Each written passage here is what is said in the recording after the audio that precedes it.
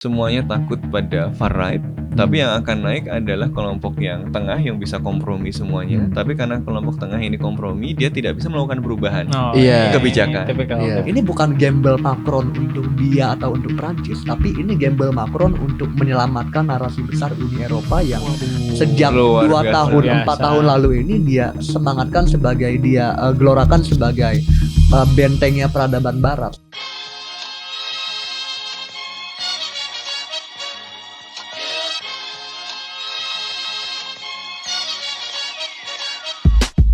Selamat datang kembali, bonjour, di podcast Bebas Aktif episode ke-40. Avec moi, Ikhlas, Sofwan, dan juga ini pendukung Ensemble, waduh, pendukung Presiden Macron, yakni Bayu Muhammad. Masih pakai Muhammad nggak lo? Bayu aja. Bayu aja ya? Oh iya, benar-benar. Oke. Soalnya kalau kena polisinya Macron bisa Iya. bahaya. Bisa bahaya. Ya, sesuai ya. dengan prinsip laicite secara sekuler dikenal dengan Bayu. Oke, benar-benar. Nggak boleh Padahal menampilkan Bayu dari ini ya. Sanskrit juga nama dewa pula itu. Oh, iya. Malah lebih parah, satunya nama utusan ya, yang satunya nama Tuhan ya. Gitu. Oke, iya. Lebih Ya. berarti ya, kadarnya lebih tinggi itu. Oke. Ya, jadi sepertinya sudah tergambar dari pembawaannya, dari bahasanya. Perawan nggak tadi? Gitu ya. Bahwa di episode ke-40 ini kita akan membahas soal pemilu Prancis. Ya, yang sebenarnya sangat agak tidak gue duga gitu ya, tapi ternyata ada demand-nya baik dari penonton podcast Bebas Aktif dan juga di media secara umum ya. Jadi kemarin kita habis bahas pemilu Inggris, Pemilu Inggris, terus pemilu Prancis, terus pemilu Prancis. dan mereka lagi di final Euro juga. Gitu. Iya, lagi final Euro juga sekarang. Tapi sayangnya nggak lolos iya, nih Prancis. sekarang katanya apa namanya, perwakilan Protestan, perwakilan Katolik. Perang agama lagi. Perang berarti. agama lagi. Essentially. Ya. Jadi cukup banyak dibahas ya, bahkan di radio-radio lokal gue melihat dibahas ini oleh radio Cinta gitu, pemilu Prancis. Gue bingung kenapa ada antusiasme yang sangat besar gitu terhadap pemilu Prancis, tapi ya karena sepertinya menarik, maka akan kita coba bahas di episode kali ini. Nah, sebelum kita melangkah lebih jauh, jangan lupa untuk subscribe di YouTube dan juga Spotify kita, dan juga untuk follow kita di sosial media @contextualcom, di Instagram, X, dan juga TikTok. Oke. Jadi untuk pemilu Prancis sendiri, ini sebenarnya bukan merupakan sesuatu yang terjadwalkan gitu ya dari awal tahun, melainkan snap election yang dipanggil ya, Snap. snap ya, diinisiasi oleh Presiden Macron untuk kemudian sebenarnya kita nggak begitu tahu juga tujuannya apa begitu ya pada awalnya, tapi ini dilakukan ya untuk memilih 577 anggota Parlemen Prancis, National Assembly Prancis, dan ini dilakukan dalam 2 ronde kemarin. Yang pertama pada tanggal 30 Juni dan yang kedua pada tanggal 7 Juli. Ya, jadi kalau di Prancis itu presiden, yaitu Macron. Presiden Macron itu boleh membubarkan parlemen maksimal 1 kali setahun. Iya, maksimal 1 kali setahun. Jadi kalau parlemen yang sudah dibubarkan kan berarti harus dipilih lagi. Iya, benar. Nah, dan ini kemudian menjadi sesuatu yang menarik karena baru pertama kali, dari sebelumnya juga diproyeksikan bahwa sepertinya di pemilu kali ini akan sulit dicapai suatu mayoritas gitu loh dari partai-partai tentu. Kalau di Prancis itu biasanya satu partai yang punya mayoritas gitu. Kulturnya bukan kultur koalisi, sama kayak di Inggris sebenarnya. Biasanya kalau dulu yang menang entah partai center left kayak partai sosialis atau partai center right kayak Les Republicans, tapi semenjak Macron kita lihat ada koalisi sentris yakni Ensemble yang menguasai Prancis gitu. Tapi hasil pemilu terbaru kemarin menunjukkan setelah 2 ronde ternyata tidak ada ya seperti yang diduga, tidak ada yang kemudian berhasil mencapai mayoritas. Yang mayoritasnya itu 289 kursi. Dan bahkan nggak ada yang nyampe 200 ya. Terdapat 3 blok besar di pemilu kemarin. Ada Nouveau Front Populaire atau New Popular Front, NFP. Itu Front dia Front Rakyat Baru ya. Yang kiri berarti itu ya. Itu yang kiri, koalisi kiri secara luas gitu. Ya, yang dia itu juga ada Front Demokrasi Rakyat (FDR). Waduh. Sama-sama kiri betul. Sama-sama kiri. Rakyat-rakyat biasanya kiri. Nah, terus abis itu dia terdiri dari 4 partai besar ya utamanya. Ada Partai Komunis, Partai Sosialis, Partai Hijau, Ekologi, dan juga La France Insoumise atau Iya, France iya. Unbowed. Jadi cukup Prancis luas. yang Tidak tunduk. Oh, Wah. Itu partai populis kalau di sana. Populis kiri tadi. Populis kiri. Kemudian ada koalisi Ensemble yang koalisi pendukung Presiden Macron. Murba kan, merdeka 100%. Unbound, Nih, ya. hati-hati lah, terlalu banyak persamaan. Oh ya, tadi NFP dia menang 180 kursi, disusul oleh koalisi 188 ya? 180. 188. 180. Oh 80 ya. 80. Terus diikuti oleh Ensemble, koalisi pendukung Presiden Macron, itu dia memenangi 159 kursi dan diikuti oleh Itu koalisi. hitungannya udah fix belum sih? Angkanya masih beda-beda ya? Udah fix. Udah, kayaknya. Udah ya? Mungkin Udah. itu yang post diadakan sebelum pemilunya, Iya, Mas. iya. Di sana tuh cepet Mas. Kayak Nah. Inggris, Prancis juga cepet. Iya, Over 1 hari udah selesai. Gitu. Soalnya results di Politico 188 tadi NFP. Ya, mungkin ya. Jadi Kalau mungkin selisih- Itu yang kalaupun masih ada Itu perubahan. yang dikasih bansos mungkin, Mas. Iya, iya. Kalau- Atau kalau- mungkin selisihnya masih belum fix kursinya. Iya, Suaranya bisa jadi gitu. juga. Oke. Kursinya belum fix. Ya anyway, Ya anyway, ya tadi paling seperti banyak itu. NFP NFP, 180 sampai 188 Ensemble, ya. kemudian diikuti ketiga oleh Rassemblement National dan aliansinya gitu dengan 142 suara itu. Nah, ini itu yang merupakan partai far right ya. Kalau Far right. kalau teman-teman pernah dengar ya mungkin ada namanya Marine Le Pen. Terus juga sekarang yang lagi naik Naik itu daun. ada Jordan anak muda ya Bardella. namanya Jordan Bardella. Lebih muda daripada ini Wapres terpilih kita ya. 29 Kayaknya tahun. 29 kalau nggak tahun salah. luar Terus dari biasa. Singapura juga. Wah, Wah, nggak nggak tahu tahu deh. kayak ini. Nggak Bukan dari apa Paris School yang biasanya buat ini. Oh, iya. Bukan dari sekolah-sekolah birokrat Prancis yang pasti ini. Ya, tapi itu menunjukkan kalau demokrasi tidak mengenal umur berarti. Yo, oh, Iya. harusnya begitu ya. Harusnya begitu. Harusnya begitu. Harusnya begitu. Oke, Berarti ya. Anda setuju itu ya? Ini Mahkamah Konstitusi. Prancis. Ini Prancis. Nah, ya tapi ini meskipun hasilnya sesuai dugaan bahwa tidak ada yang memiliki mayoritas, tapi ini menjadi tidak terduga karena awalnya dinilai yang dikira akan menang itu adalah koalisinya Assemblée far right, Hmm. koalisinya Rassemblement National tadi. atau Partai Le Pen ini karena ya sedang ada wave ketidakpuasan terhadap Macron gitu kan yang kemudian dinilai banyak mengalir ke partai far right. Nah, tapi kemudian ini tidak terjadi. Mungkin kita start dari situ dulu. Mas Sofwan, kenapa itu bisa terjadi Iya, kira-kira? sebenarnya penting untuk dicatat bahwa meskipun suaranya sayap kanan itu nggak sampai mayoritas dan bukan yang pertama bahkan ya, tapi urutan ketiga suaranya tetap naik. Iya, Jadi betul.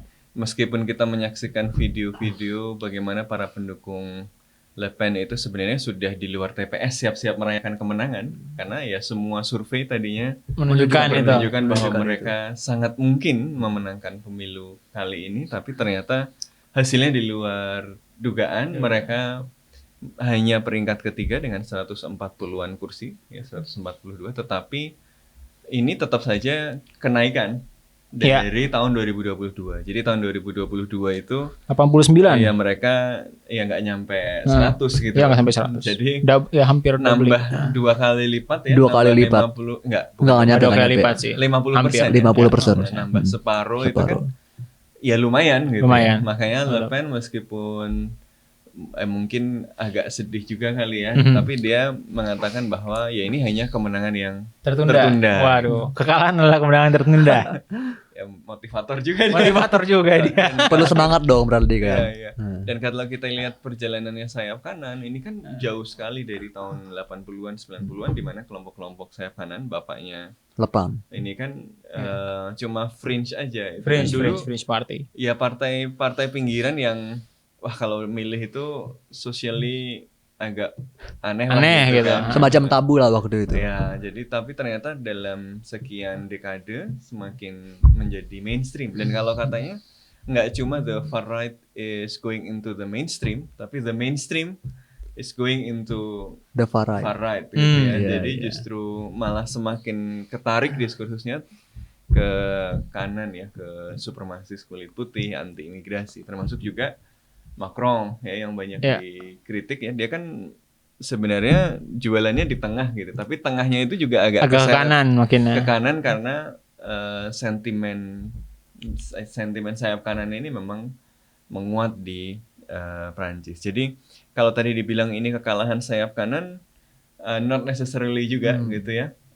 Walaupun gue juga nggak berharap prediksinya Le Pen benar ya bahwa ini cuma kemenangan yang tertunda, karena yang diincar kan pasti yang lebih powerful ya presiden. Iya, Presiden Betul.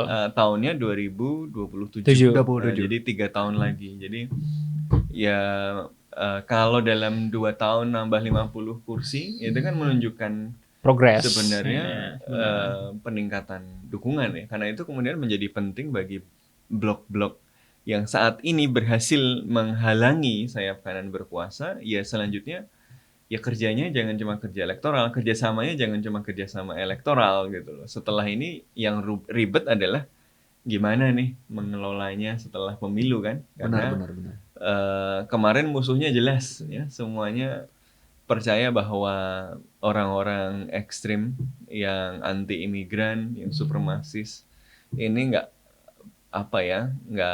pas lah kalau jadi pemimpin, karena pasti ada kebijakan-kebijakan yang kontradiktif justru dengan nilai-nilai yang diyakini oleh Republik misalnya. Tetapi ya faktanya suara mereka meningkat dan koalisinya masih belum bisa satu suara. Jadi kalau tadi seperti dibilang Ikhlas kan yang minta pemilu si presiden ini Macron ya. Jadi Dia ngadain kenapa dia waktu minta itu. pemilu ya tadi karena tren partai Sayap sayap kanan kanan tadi. ini Naik lagi itu. meningkat terus, kalau nggak di stop sekarang ini ya akan makin besar gitu ya. Yes. Makanya dia Advanced thinking nih.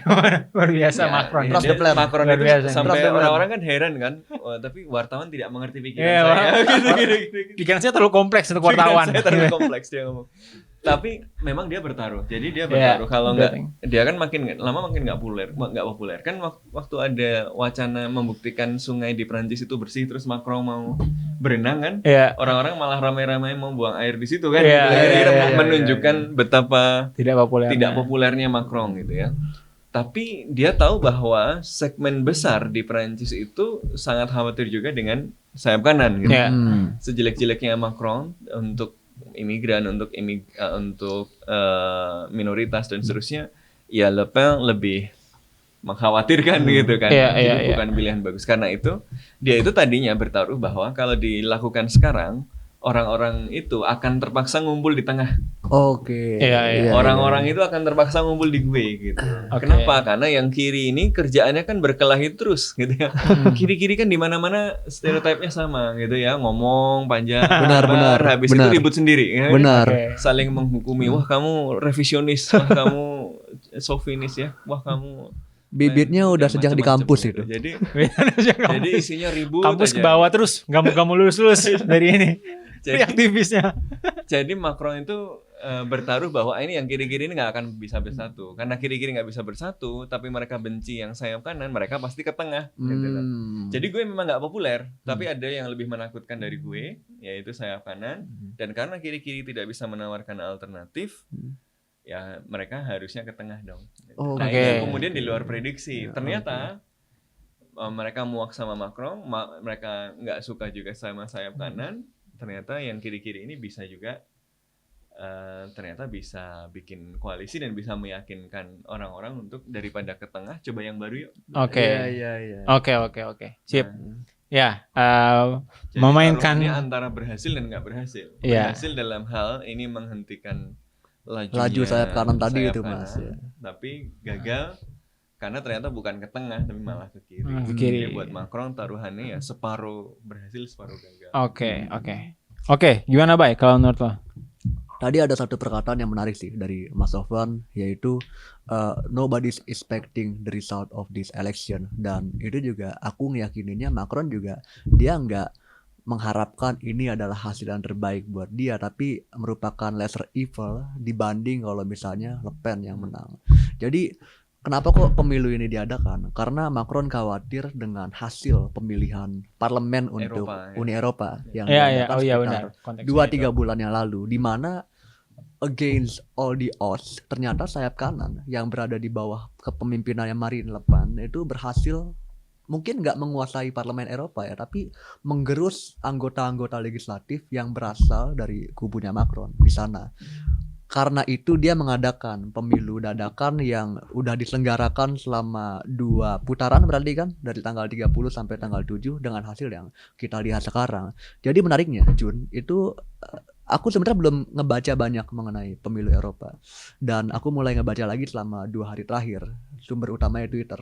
Dan ada pernyataan yang menarik di Twitter bahwasannya Macron sengaja untuk mengadakan snap election ini dan sengaja juga membiarkan both sayap kanan dan sayap kiri mendapatkan suara yang signifikan, dan mereka pada akhirnya bisa memasuki pemerintahan, membuat kebijakan dan terlibat di dalam proses pembuatan kebijakan, supaya popularitas yang mereka temui dalam pemilihan kali ini itu bisa tergerus oleh karena kritik-kritik masyarakat dan juga kritik-kritik yang mereka hadapi di ruang politik sebelum tahun 2027 nanti. Jadi sengaja dikasih posisi biar ternyata gitu doang gitu Iya. kan. Habis itu nggak bisa Benar. nggak bisa pakai slogan perubahan. Benar.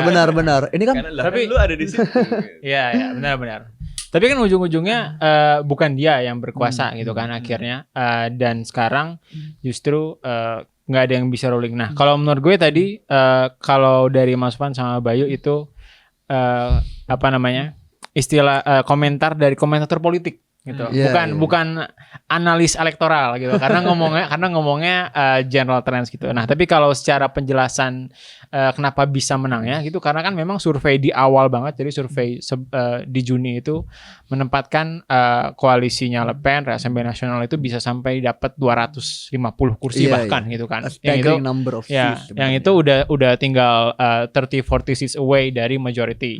Nah, tapi dan kemudian di round pertama kita lihat itu gitu kan. Di round pertama cuma sedikit yang langsung menang gitu. Jadi di Prancis baik pemilihan legislatif maupun eksekutifnya itu sama-sama ada 2 ronde. Nah, dan di ronde pertama itu sedikit yang menang, tapi banyak yang langsung menang outright win itu kebanyakan dari RN gitu. Kebanyakan dari Ya, sayap Rassemblement kanan National. berarti kan? Ya, tapi itu cuma sedikit, cuma belasan orang. Nah, dan dari ronde pertama itu yang kemudian lanjut ke ronde kedua adalah yang dapat minimal 12,5% suara. Jadi cukup rendah nih barnya sebenarnya, bukan top 2 tapi minimal 12,5%. Dan batas angka absolutnya. ada batas Iya. angka absolutnya. Itu parliamentary threshold mereka. mungkin Parliamentary bahasanya. threshold mereka. Tapi per konstituensi, Per bukan konstituensi, overall. bukan Nah, nasional. bukan nasional. Nah, itu menarik juga tuh mungkin untuk yang menarik untuk juga dieksplor. dipelajari ya. Iya, benar. Nah, Masa cuma beda berapa ratus nggak jadi itu kan? iya, Iya. benar. Nah, cuman dari situ jadi di in the majority of the constituencies itu jadi ada top 3 gitu kan antara RN, NFP sama Ensemble gitu loh. Iya, iya. Nah, dan kemudian di banyak konstituensi kalau dengan kondisi tiga-tiganya lanjut terus itu akan banyak RN yang menang. Iya, Nah, karena gitu. mereka nyebar di mana. Karena mereka nyebar dan di ronde kedua itu bukan majority, yang penting plurality aja. Jadi misalnya menang Plurality. 34, 33 ya 34 yang kepilih gitu loh, persentasenya. Nah, dan kemudian di ronde kedua baru ada hal yang kerjasama yang unprecedented sebenarnya dalam politik Prancis, yakni akhirnya karena tadi berkaitan dengan ketakutan dengan sayap kanan tadi, akhirnya koalisi Ensemble dan NFP ini ya loose cooperation itu, Iya, bekerja iya. sama. Jadi di hampir Tacit 200 cooperation. tacit cooperation Kalau di saya kelihatan 200. mau kalah gitu ya. Iya, yang iya. pilih yang satunya. Iya, ya di 200 bukan cuma kelihatan mau kalah, di 200 distrik mereka itu ada yang mundur gitu loh dari NFP dan juga Ensemble. Jadi ya suaranya benar-benar ke yang dikonsentrasikan ke yang lain, ke salah Oke. satu yang lain. Nah, Nggak mungkin kebetulan dong itu. nggak mau ketemu bulan.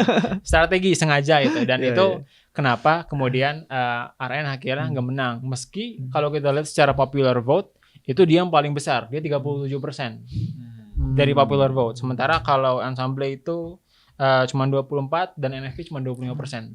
Jadi bedanya cukup jauh gitu, ada 12% perbedaan suara itu. Nah, cuman Jadi kalau dikatakan kekalahan sayap kanan enggak juga. Ini Nggak juga. kemenangan masih. malah iya secara votes. Cuman karena sistemnya seperti itu, ya sebenarnya mirip juga kayak fenomena di Inggris gitu ya. Agak sistemnya tuh first past the post.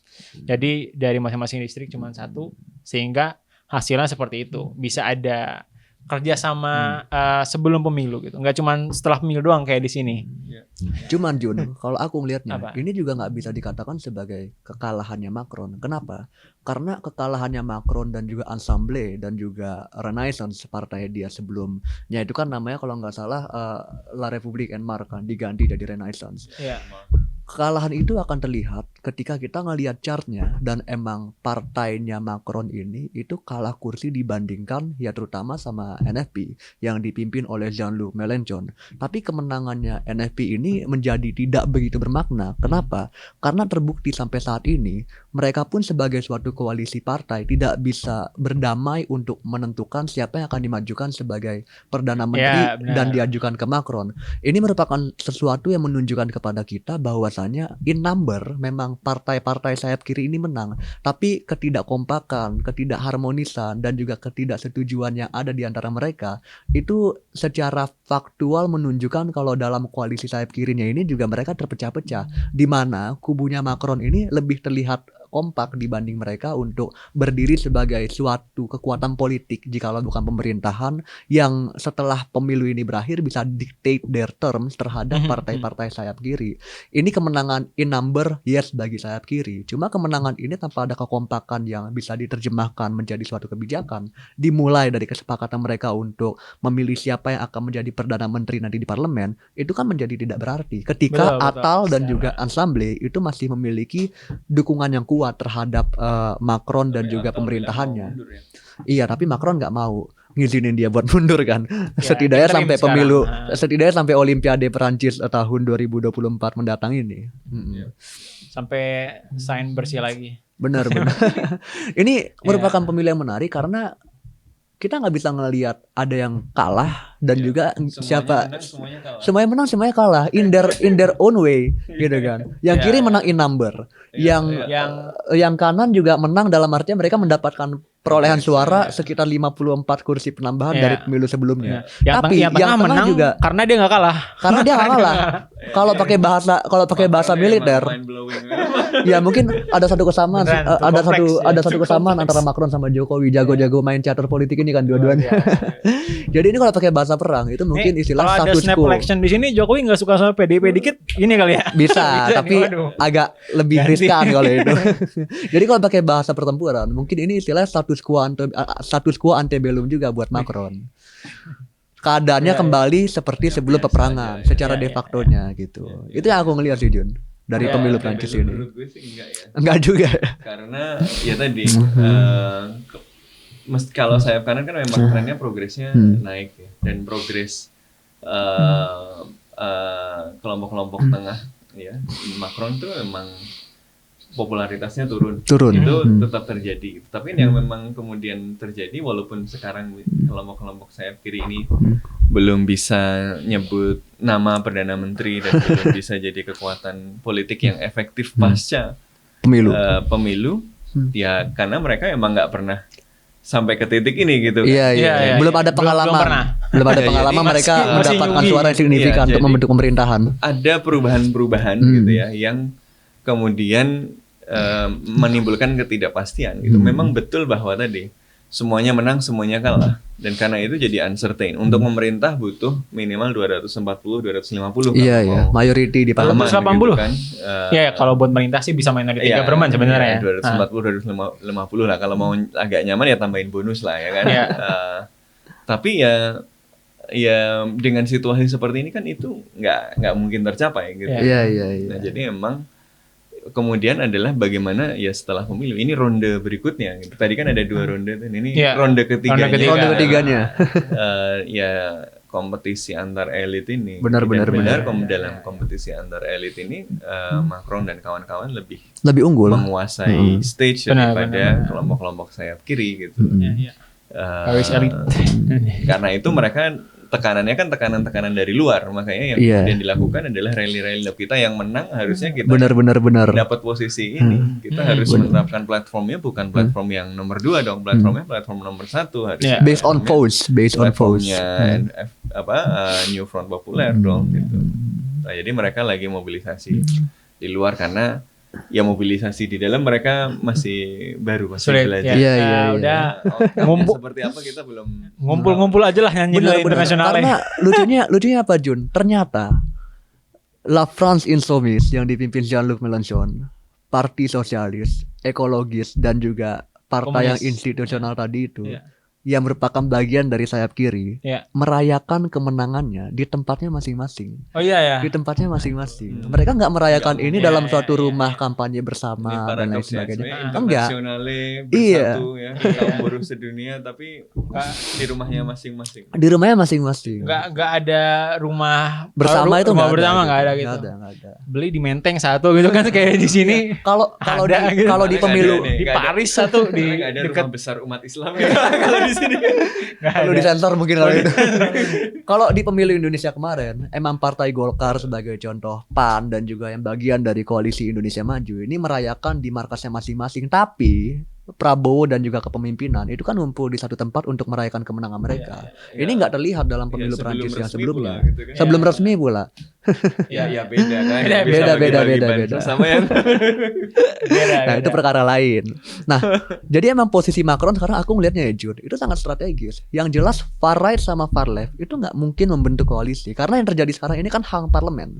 Dalam Ya, artian hang nggak ada kekuatan politik manapun koalisi yang cukup suaranya untuk membentuk pemerintahan. Mau nggak mau, semua yang tertarik untuk membuat pemerintahan, Harus sekalipun koalisi. sayap kanan harus koalisi.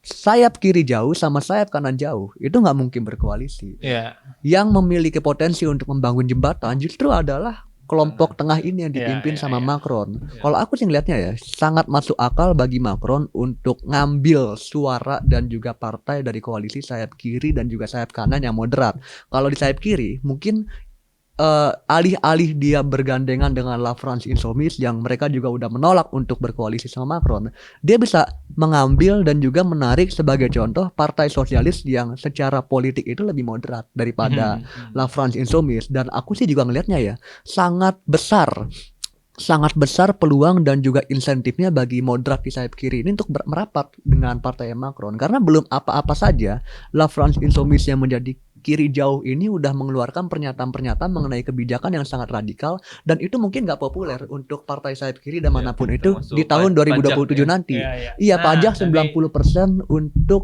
orang-orang dengan pendapatan pendapatan 7 juta tertentu. euro per bulan. Nah. Itu kan nggak populer untuk voters. Betul. Oke, ya gue setuju ya kalau apa namanya ya tadi kalau kita ngomong sama mungkin koalisi yang dibentuk gitu dan sekarang kan sebenarnya agak lucunya juga di karena buat Prancis mungkin sama kayak Inggris ya mereka nggak terbiasa dengan koalisi. Iya, Nah, karena sistemnya sama-sama first past the post, jadi biasanya satu partai yang kemudian mendominasi. Ya mungkin Demokrasinya bukan demokrasi Pancasila. bukan demokrasi, Demokrasi liberal nih. demokrasi liberal kan kita dulu ini koalisi justru. Iya, ini demokrasi liberal yang kafah. Oh, Jun. liberal yang kafah. Luar biasa. Ya, jadi seperti itu. Tapi kan memang kalau dibilang sekarang di Eropa itu lagi ke kanan secara Lagi ke keseluruhan kanan. trennya gitu.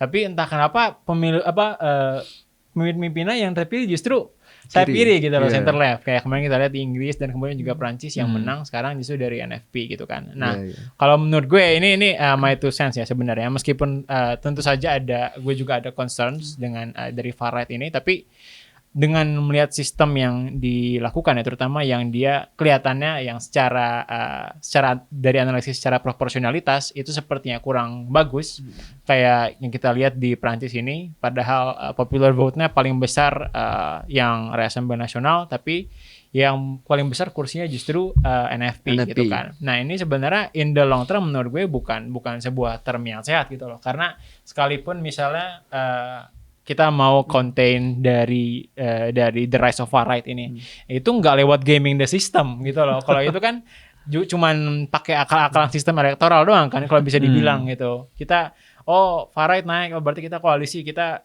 kurangin suara dia gitu-gitu segala macam. Tapi kita kalah di level diskursus gitu loh. Kita kalah di level grassroots karena pada akhirnya pada milih yang pada parah akhirnya kenaikan far right yang juga didorong oleh concern-concern yang beneran gitu ya terkait ekonomi, terkait imigrasi dan lainnya itu nggak diadres gitu kan dan kita lihat juga dari awal pola pikirnya mungkin Macron ya udah masalah betting gitu loh, dan kemudian politik itu reduce to tribes. Akhirnya kita lihat kita nggak mau far right naik, jadinya ya udah yang sentris kerjasama sama yang left gitu. Tapi itu kan it doesn't for me the issue is kemudian it doesn't actually address people's concern gitu loh, secara policy wise terutama gitu. Jadinya too much tribes, dan kemudian kalau resentmentnya semakin parah, ya mungkin further trends down the road justru bukannya berkurang buat far right tapi terus naik gitu loh. Ya karena trennya ini kan sifatnya struktural. Nah, Problemnya adalah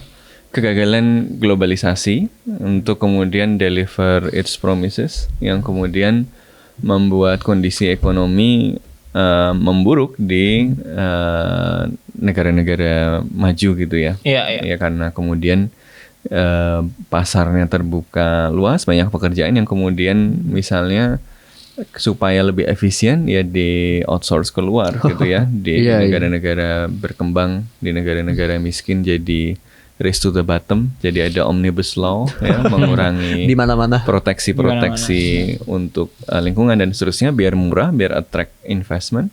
Di negara-negara maju terjadi hollowing out in basis-basis industri yang kemudian membuat ekonomi memburuk, kan membuat basis industri tergerus. Karena basis industri tergerus, ya wilayah-wilayah yang secara tradisional tadinya basis-basis industri kan kondisi ekonomi memburuk. Betul. Makanya ini basis dukungan Trump, basis dukungan Le Pen, basis dukungan kelompok-kelompok sayap kanan di Inggris. Basis dukungan Mélenchon juga. Sebenarnya mirip, seharusnya adalah basis dukungan Mélenchon. Tetapi lebih mudah untuk menyalahkan imigran. Betul. Daripada menyalahkan benar. sistem ekonomi yang timpang gitu. Dan Mélenchon pro imigran. Iya. Lebih mudah melihat masalah kenapa ekonomi stagnan dan macam-macam pada ini ada para pengungsi dari orang yang berbeda dari kita gitu. Imigran kenapa kerjaan nggak ada, itu kerjanya diambil sama dia gitu kan.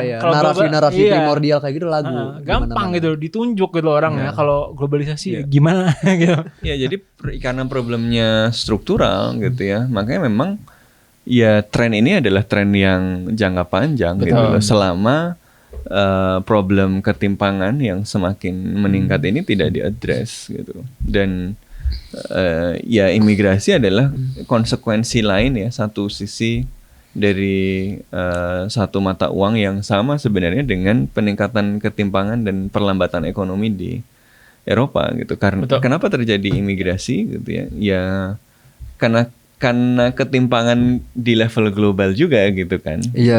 Yang sebenarnya merugikan mereka yang ada di utara dan yang ada di selatan sekaligus gitu. Termasuk juga involvement negara-negara barat ya, termasuk Inggris, Prancis, ya Amerika, ke wilayah-wilayah yang kemudian jadi sumber konflik, yang kemudian ya mengalirkan para pengungsi di situ. Jadi ya apa ya? Ya ini tren yang sifatnya struktural. Karena dia tren yang sifatnya struktural, dia pasti bertahan dan tidak bisa dihentikan hanya dengan tadi yang lu sebut sebagai koalisi taktis saja, main taktis saja. Karena problemnya in the long run struktural. susah. Main taktis. Ya harus diadres gitu problem strukturalnya gitu. Problemnya kan begini. Kalau mau address problem struktural, lu harus melakukan hal yang sulit. Lu harus melakukan political fight yang sulit. Ya, karena lu harus mencoba dan menawarkan hal yang baru gitu kan. Dan itu pasti ribut gitu ya, sama yang lain politiknya nggak bisa stabil. Jadi nggak akan bisa. Akhirnya yang sering terjadi adalah semuanya takut pada far right, tapi yang akan naik adalah kelompok yang tengah yang bisa kompromi semuanya. Tapi karena kelompok tengah ini kompromi, dia tidak bisa melakukan perubahan kebijakan. Karena dia nggak bisa melakukan perubahan kebijakan yang address problem struktural, maka resentmentnya akan naik lagi dan dieksploitasi oleh sayap kanan lagi, jadi meningkat lagi gitu. Jadi lingkarannya gitu aja gitu loh. Jadi ya selama nggak bisa keluar dari lingkaran ini, ya far right akan menguat. Ini tuh spiral yang semakin lama semakin kuat. Benar-benar. Karena selama kebijakannya status quo, dia akan mendorong inequality, dan selama inequality itu terjadi di tengah ekonomi yang stagnan, ya dia akan feeding ke popularitas sayap kanan, karena itu sentimen yang paling gampang untuk dibangun gitu. Jadi ya dua-duanya ya jelek gitu ya, begitu end up ke sayap kanan ya kebijakannya pasti anti imigran dan disastrous untuk ekonomi. Iya, iya. Lihat aja Brexit kan, Pengen dampak balik Inggris ekonominya sekarang kalau lumayan nggak salah gitu. ini kan. Iya udah. Lalu Berbalik. kalau kembali ke tengahnya juga nggak bisa menawarkan kebijakan yang bisa address persoalan struktural ini gitu. Waduh, berarti jawabannya adalah Ya sebenarnya Kiri.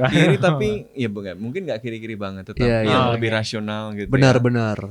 Tetapi Artinya- ya Oh, iya. harus ada problem struktural yang Artinya ya, ditangani. cakep. Francois Hollande perlu nyalon lagi. wah, iya nih, lagi kepilih lagi Iya, nih. karena Perlu. menyambung dari omongan Mas Sofwan ya, memang yang kanan ini juga bukan menjadi opsi karena terlalu banyak sentimen primordial yang itu punya potensi kekerasan, bisa mengancam Republik dan juga Eropa as a whole. Tapi di satu sisi yang sama juga kita berhadapan dengan sifatnya politik sentris yang dia bisa melakukan perubahan, tapi saking lambatnya itu dianggap indecisive oleh orang-orang yang terlalu mau kompromistis. terlalu kompromistis, Pelan-pelan. terlalu lamban, indecisive, tidak bisa melakukan banyak hal secara dalam waktu yang cepat lah. Cuma permasalahannya adalah, dan di sini terletak gamble atau taruhannya Macron, ketika ternyata kelompok sayap kiri jauh yang paling diwakili oleh La France Insoumise itu memenangkan pemilu dan mulai mengespouse atau mengeluarkan ide-ide radikalnya, terutama di Ya, dibalik ke permasalahan-permasalahan tengah lagi, ekonomi gitu. gitu. Ya, ya, Nah sekarang ya. pertanyaannya adalah, setelah pemilu ini berakhir dengan kemenangan sayap kiri jauh sebagai suatu koalisi, apakah masyarakat juga akan menerima kebijakan-kebijakan yang sekarang mulai dikenalkan oleh sayap kiri jauh ini? Bisa jadi mereka pada akhirnya menganggap kalau kebijakan-kebijakan yang disodorkan oleh sayap kiri ini ternyata terlalu radikal, terlalu cepat, dan itu akan berimbas kepada naiknya popularitas sayap tengah lagi untuk menyambut pemilu presiden tahun 2027 Gamble-nya mendatang. Macron ya, terlalu Iya, di sini kompleks untuk Gila, muter-muter kayaknya Ini pertempuran bullshit Macron ini Nih. tahun 1944. kacau. Nih, FTV Prancis terlalu ribet kayaknya. Ya. Bu, semakin sekarang bukannya meningkatkan governability malah jadi taruhan-taruhan gitu. Iya, ini Mending. 4 dimension chess-nya Macron ini kan ngelawan Iya, semua orang jadi di semua ngeri kan. sisi. Kacau. Jadi emang lagi-lagi sebagai suatu peristiwa politik, pemilu ini masih indecisive Iya, gitu. iya. Masih indecisive, ini sangat messy, indecisive. Messy. kacau, outcome-nya belum jelas. Iya, gitu bahkan ya. kita nggak bisa bilang Kalau kalau yang pemilu nggak ini kacau udah apa remis. Ronaldo? Ya. Ya bahkan kita juga nggak bisa bilang Iya. kalau pemilu ini remis gitu untuk siapapun. Ya, Oke. ya, ini masih berlangsung. Masih Jadi berlangsung, ada ronde masih berlangsung. ketiganya Nah. tadi, gitu kan. Cuma yang jelas mungkin narasi tentang world liberal order, supremasi European Union, dan juga keunggulan NATO di kontinen biru itu yang selama ini diajukan oleh Macron untuk kali ini menang gitu. Mungkin Iya, itu iya. yang menang hari ini. Benar. Iya, dan kalau gue sih ngeliatnya dari kiri sebenarnya dengan apa ya? Perlu fokus di karena beberapa sentimen yang muncul sekarang itu sebenarnya perlu fokus terutama ke permasalahan ekonomi gitu ya. Permasalahan ekonomi. Jadi maksudnya ini vis-a-vis permasalahan identitas misalnya kultural Iya, atau iya. juga security kayak NATO gitu kan. Jadi kenapa ada contoh kayak di Jerman itu Sarah Wagenknecht itu kan dia bikin partai Iya, baru. iya, Nah, iya, iya. dia itu benar-benar nggak terlalu fokus ke isu kultural gitu kan. Nah, sebenarnya kalau kita mau diskusi masalah kalau mau memajukan itu harusnya fokus ke satu-satu kalau menurut gue gitu. Satu-satu. Karena kalau kita lihat kayak Mélenchon sekarang dia ngomong apa mau secara ekonomi ngomong ini, terus secara identitas juga ngomong apa gitu. Benar, Terus juga dari NATO mau keluar apa segala macam. Iya. Itu kan jadi terlalu banyak musuh di banyak front Iya. gitu loh. Iya, terlalu kontroversial gitu lah. Benar-benar. Ya, Kalau harusnya lebih harusnya- taktis gitu. Iya. Tapi gue jadi yang gini ya. Jean-Luc Kalau mau Mélenchon. reform Milih satu dulu isu gitu loh. gitu ya. Iya, milih isu.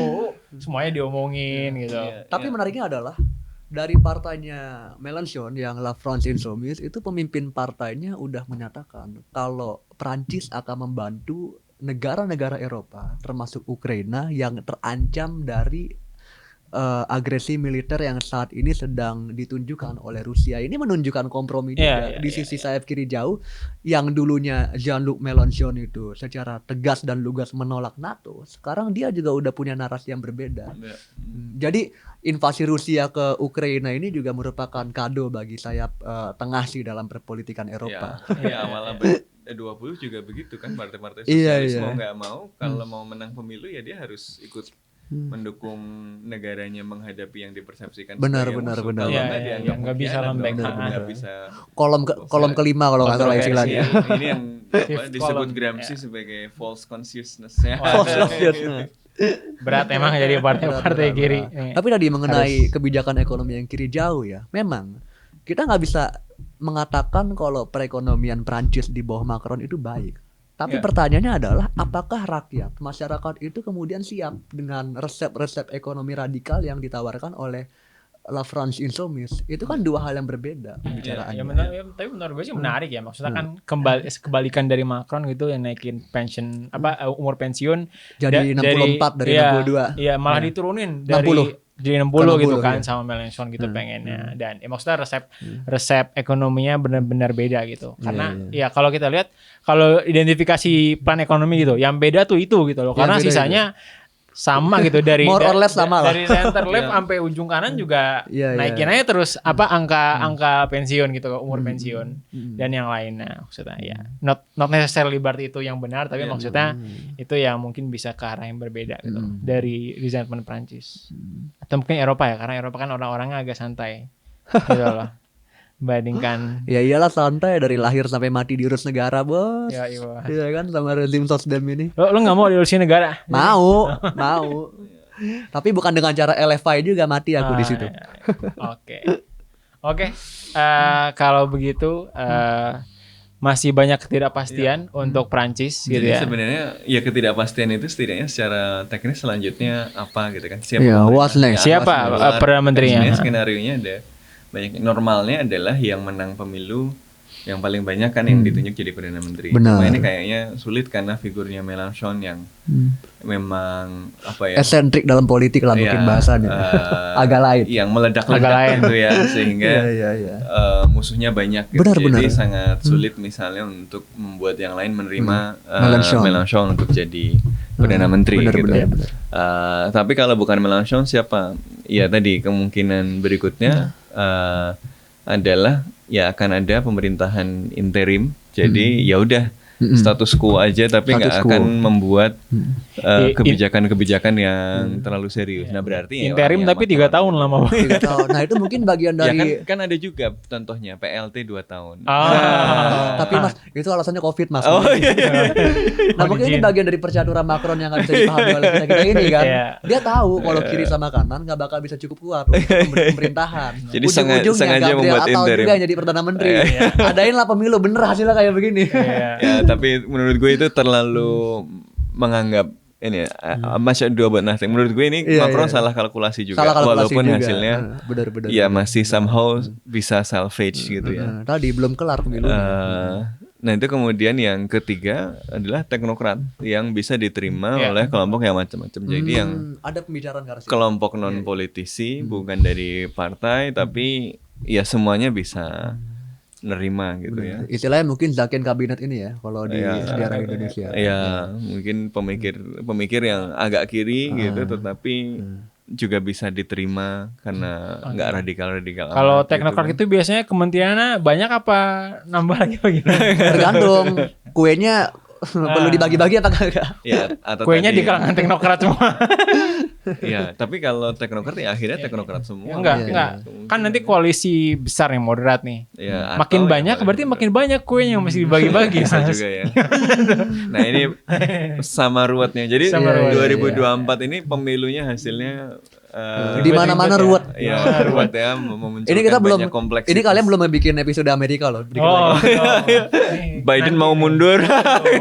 Kalau itu sih langsung Ya tapi menariknya adalah undang Kamala Harris. di undang-undang Perancis itu kalau aku nggak salah kekuasaan untuk mengajukan dan juga melantik perdana menteri adalah di tangan presiden. Ya, betul. benar. Regardless partai mana, koalisi Betul. mana yang menang. Betul. Jadi mau ini Le bagian Pen- dari checks and balance-nya. Benar.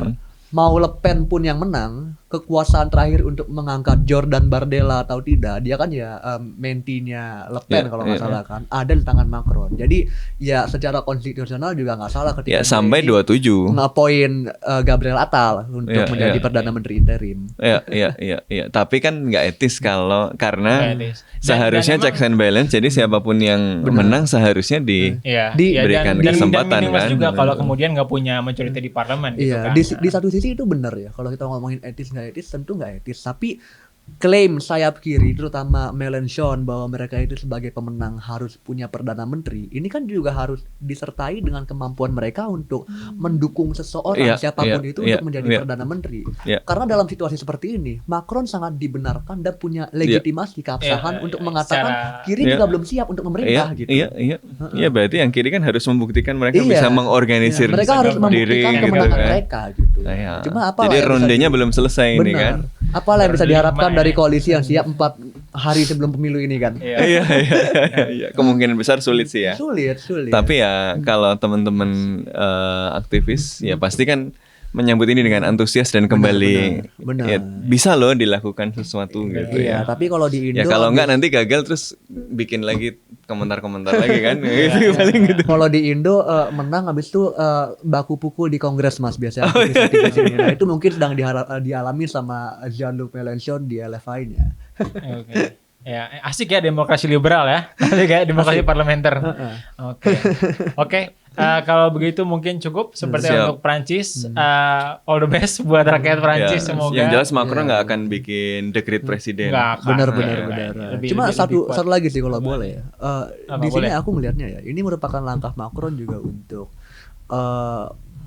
memperjuangkan narasi dia mengenai Eropa itu sendiri, karena bagi seorang Macron, Perancis yang kuat itu membutuhkan EU atau NATO yang kuat, dan NATO atau EU yang kuat itu membutuhkan Perancis yang kuat, dan Perancis atau NATO yang kuat itu tidak bisa diwujudkan ketika ada ekstrim baik di kalangan kiri maupun kanan yang berkuasa secara dominan.